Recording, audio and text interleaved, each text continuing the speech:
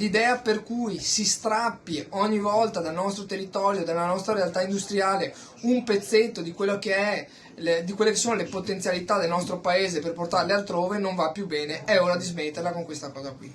Sindacati e lavoratori non intendono arrendersi alla decisione del gruppo Ronal, che ha annunciato l'intenzione di far cessare entro la fine del 2022 l'attività dello stabilimento della Speedline di Santa Maria di Sala per delocalizzare la produzione all'estero.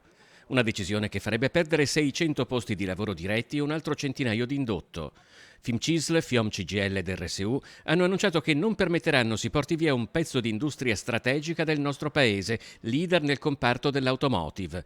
Questa vertenza, assicurano, varcherà i confini del nostro territorio e della regione. Abbiamo scelto di sospendere fin da subito tutte le attività produttive, dichiarare 8 ore di sciopero per turno, quindi fino alle 6 di domani mattina.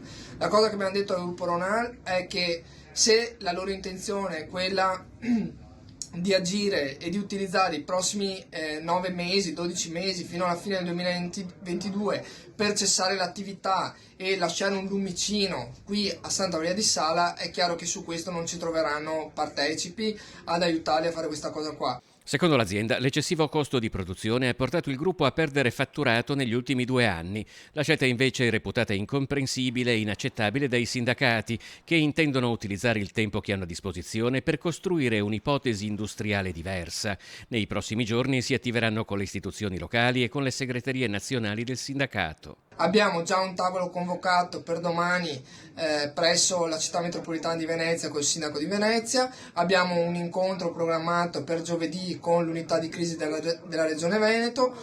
A lì parteciperà, l'avevamo chiesto, abbiamo ottenuto che partecipi anche il Ministero dello Sviluppo Economico. Dall'altra parte abbiamo chiesto alle segreterie nazionali di inserire questa vertenza in un contesto più ampio, che è quello del settore automotive, nel quale venga coinvolto fin da subito il Ministero dello Sviluppo Economico con i referenti del Ministero.